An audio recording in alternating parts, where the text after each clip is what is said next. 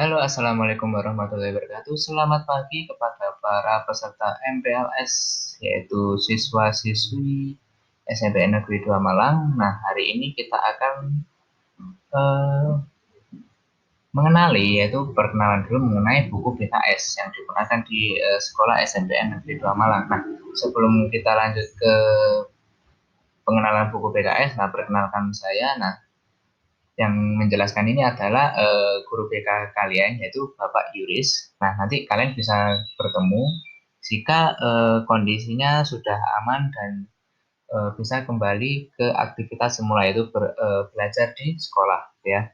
Oke. Untuk tampilannya seperti ini yaitu dari BKS sendiri. Nah, ada logo SMP Negeri 2 Malang di pojok kiri atas, juga di bawah ada juga nama kelas dan nomor absen. Oke, kita lanjut. Nah, apa sih BKS itu?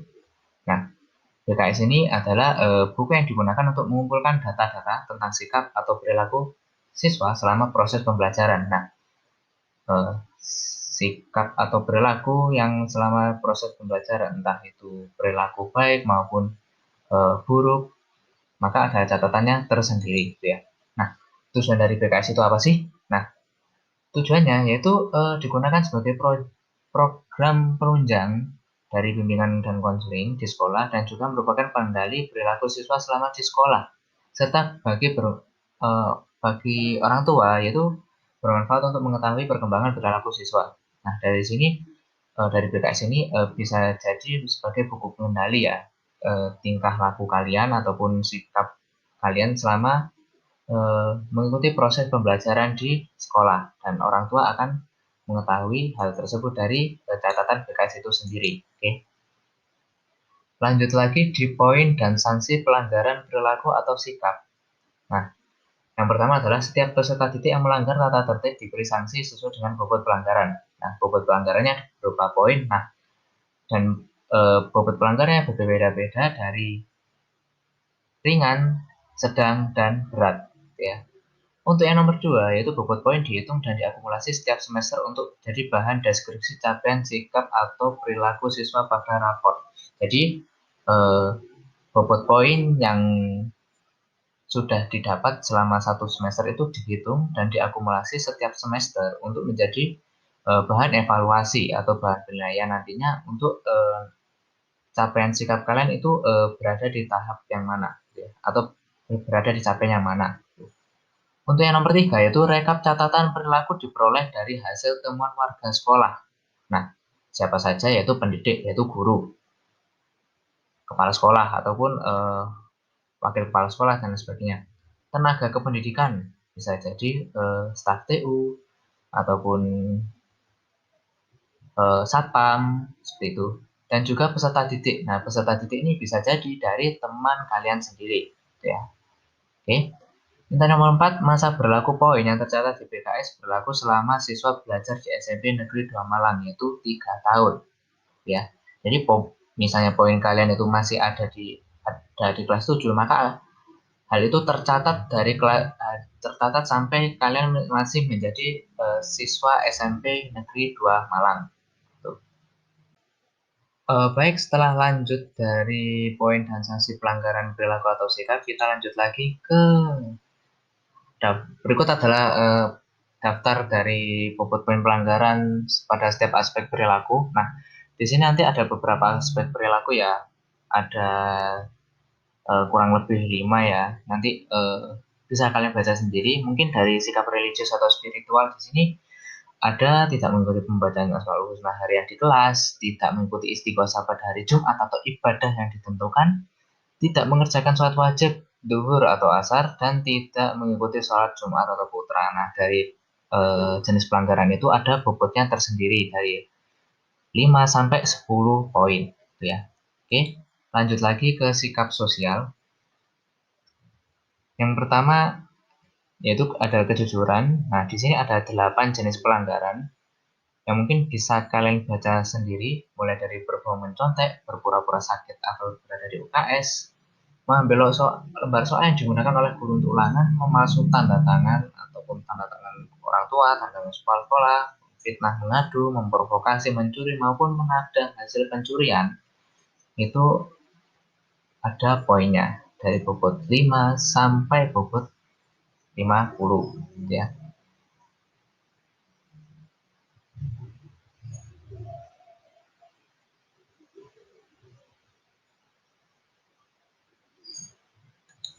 Oke, lanjut lagi ke kedisiplinan. Nah, di sini ada banyak sekali jenis pelanggarannya, mulai dari terlambat masuk, tidak mengikuti kegiatan sekolah, sampai berurusan dengan kepolisian maupun tidak karena berlaku negatif yang dapat mencemarkan nama baik sekolah. Nah, di sini bobot poinnya mulai dari 2 sampai 50 ya. Bisa kalian baca sendiri.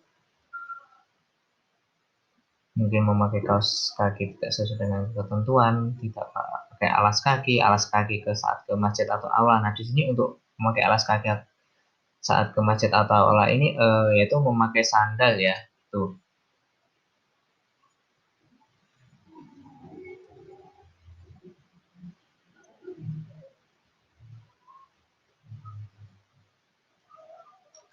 Terus untuk rambut panjang tidak singkat ini khusus untuk putri. Jadi walaupun kalian memakai jilbab, tetap rambutnya diikat, gitu ya.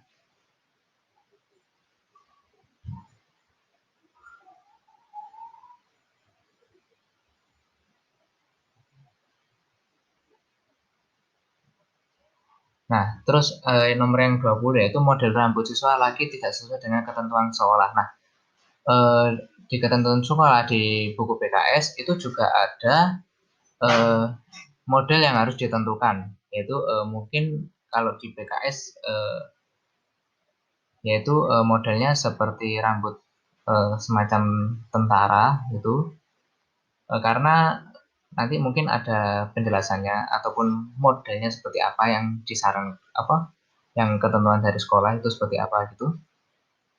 Terus untuk nomor 21 dengan sengaja memperlihatkan poni atau rambut untuk siswa perempuan yang berkerudung. Nah, di sini antisipasinya yaitu kalian pada saat memakai jilbab itu kalian juga harus memakai ciput ya atau ikat.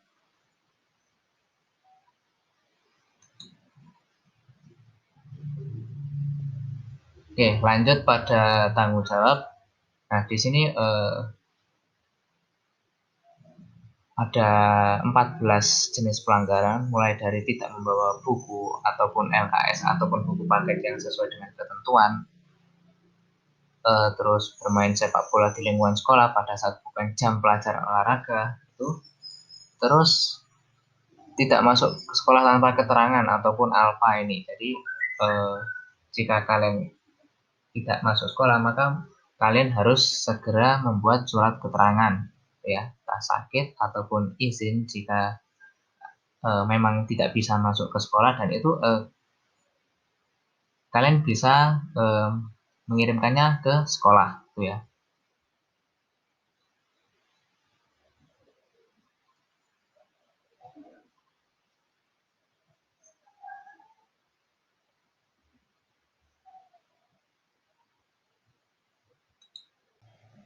Baik, sekarang kita masuk kepada aspek perilaku, toleransi, dan juga gotong royong. Nah, di sini dari toleransi sendiri yaitu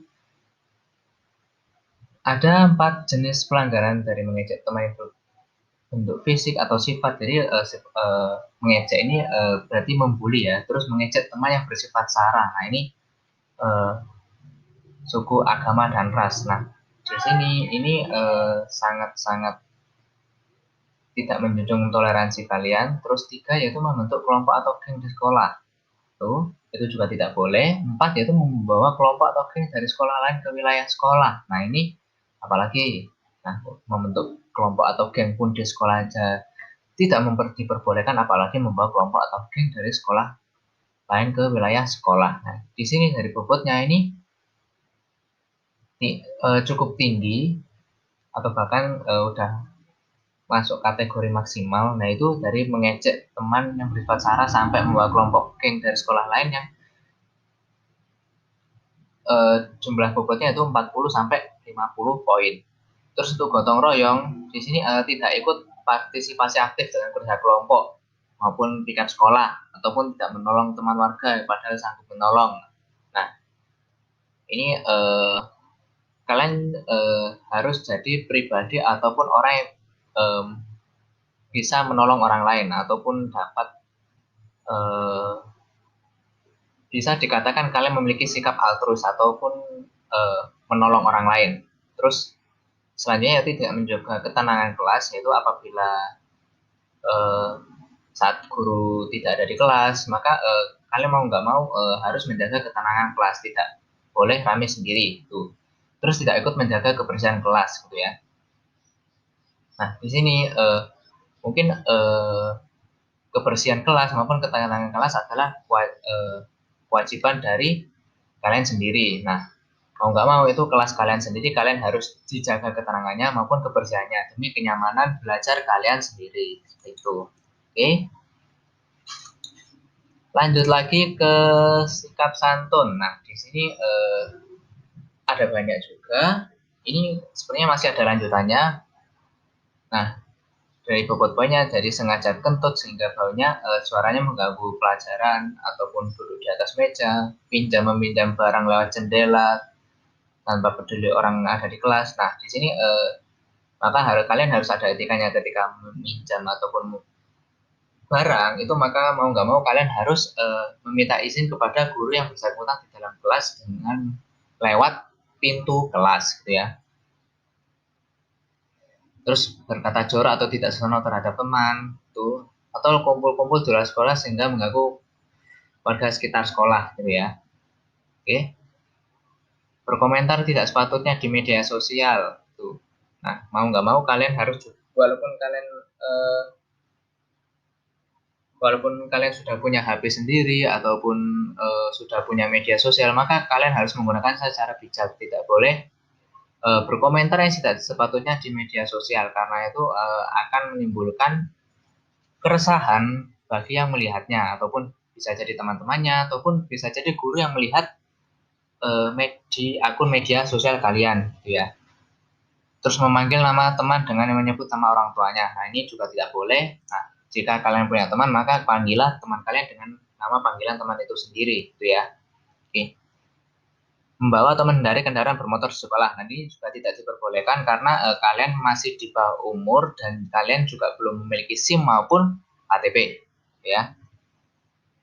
Berkata jorok, tidak senonoh terhadap guru dan warga sekolah, meloncat jendela kelas, gitu ya. Terus pacaran di dalam dan di luar sekolah, kalian juga belum cukup umur juga. Terus meloncat pagar sekolah, menulis kata-kata jorok atau tembok atau papan tulis atau buku sendiri atau buku orang lain. Nah, ini juga termasuk sebagai vandalisme ataupun merusak fasilitas umum. Ini kalau misalnya kalian menulis kata-kata jorok ataupun di papan ataupun di tembok, gitu ya. Melakukan kegiatan berjudi di dalam di luar sekolah, membawa senjata tajam, entah berupa pisau, pisau,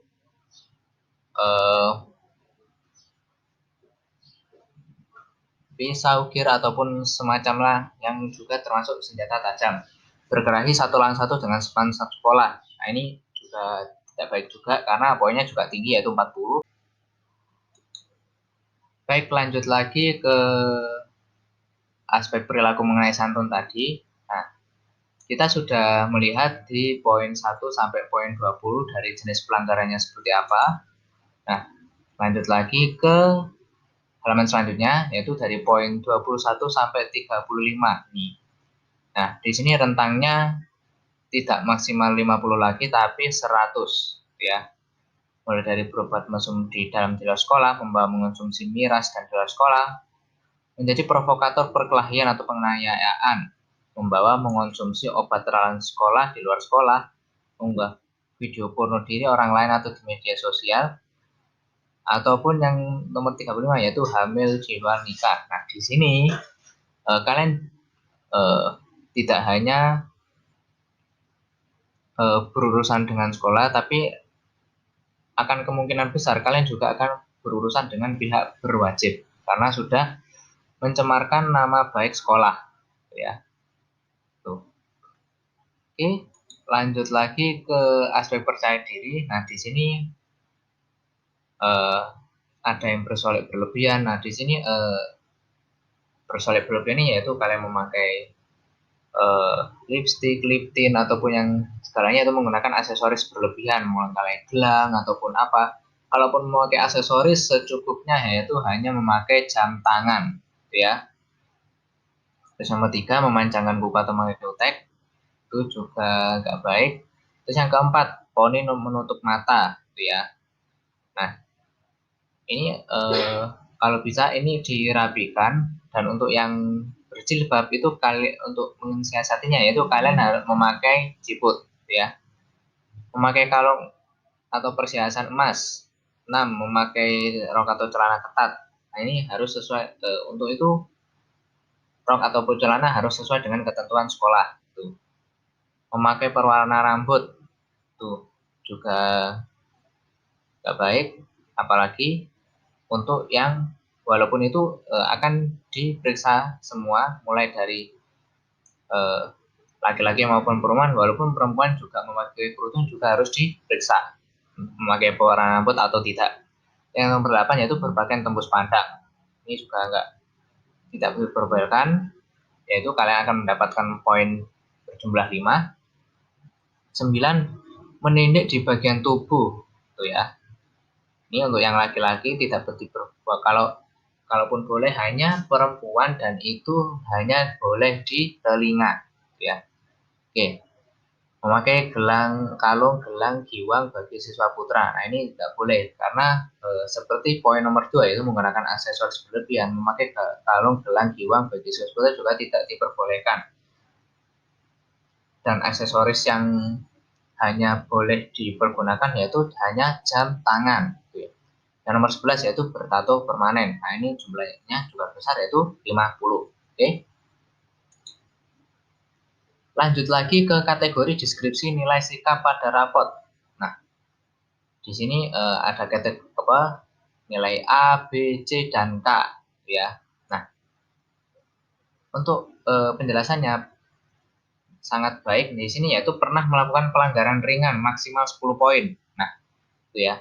Nah, jika dan ini capaiannya dihitung setiap per semester gitu ya. Jadi kalau misalnya kalian dalam satu semester itu hanya mendapatkan poin 5, sebagai contoh ya, poin 5 itu karena mungkin berpura-pura sakit ataupun tidak mengikuti pembacaan Asmaul Husna ataupun membuang sampah tidak pada tempat semestinya yaitu hanya berjumlah poinnya 5,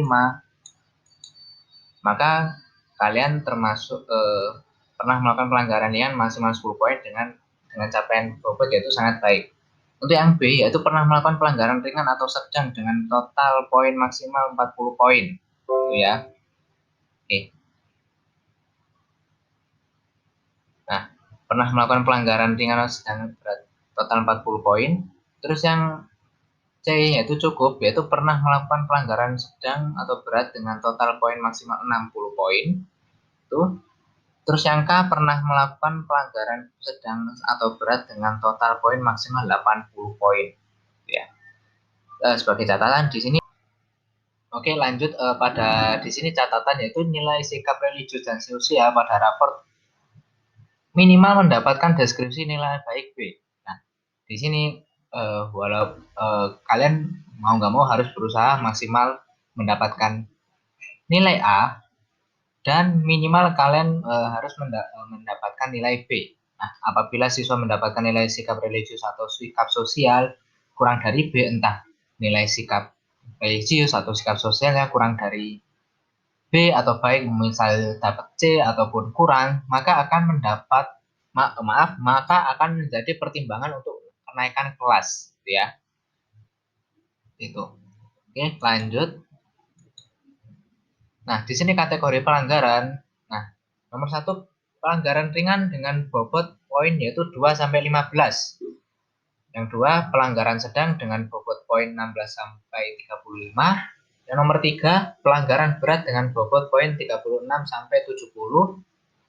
4 pelanggaran sangat berat dengan bobot poin di atas 70 ya. Oke. Oke, untuk tahapan sanksi pelanggarannya seperti ini, bisa kalian sendiri. Nah, jika poinnya dari 1 sampai 20, itu pembinaannya mulai dari pendidik, guru BK, wali kelas, dan orang tua. Dan ini sanksinya hanya peringatan lisan, gitu ya. Terus jika sudah poinnya mencapai 21 sampai 30, pendidik, guru BK, maka pembinaannya ditambah dari kesiswaan, gitu ya. Terus sanksinya yaitu panggilan orang tua dan membuat pernyataan. Terus yang nomor 3 yaitu by dari poin 31 sampai 50 yaitu eh, pembinaannya sama seperti yang poin 2, hanya saja sanksinya yaitu skorsing 1 hari. Tuh. Terus untuk yang nomor 4 yaitu rentang poin dari 51 sampai 70. Pembinaannya sama dari nomor 2 dan nomor 3, hanya saja untuk sanksi yaitu lebih berat yaitu skorsing 2 hari dan atau mendatangani surat peringatan yang kedua. Untuk yang nomor 5 yaitu dari rentang poin 71 sampai 99, pendidik, guru BK, wali kelas, orang tua, kesiswaan, dan ditambah dari kepala sekolah ya. Dengan sanksinya yaitu skorsing 4 hari diajukan dalam forum konferensi kasus yaitu pertemuan mengenai bimbingan guru BK, bagian tatip, wali kelas, wakil kepala sekolah, dan menandatangani surat peringatan yang ketiga, yaitu bermaterai juga. Untuk yang nomor 6, yaitu poin di atas 100, yaitu kepala sekolah, pembinaannya oleh kepala sekolah dan orang tua, dan sanksinya itu peserta didik dikembalikan kepada orang tua atau wali murid. Ya. Oke, baik itu adalah penjelasan dari pengenalan buku kepribadian siswa dan gunanya apa. Nah, mulai dari beberapa pelanggarannya dari aspek yang sudah ditampilkan tadi. Nah, maka cukup sekian itu dari saya. Nanti apabila mungkin kondisi normal sudah kembali, sekolah sudah boleh dibuka dan kalian bisa belajar sekolah, kalian juga bisa nanti bertemu dengan guru-guru maupun dengan teman-teman gitu, bisa berinteraksi gitu, ataupun kalian juga bisa bertemu dengan Pak Yuri sendiri gitu ya, ataupun guru-guru BK lain, ataupun guru mata pelajaran yang lainnya seperti itu. Baik, oke. Dari quote hari ini dari BK SMPN Negeri 2 Malang itu, orang hebat akan selalu berperilaku sopan karena ia akan sadar akan kehebatannya. Oke. Nah, sekian dari saya. Wassalamualaikum warahmatullahi wabarakatuh.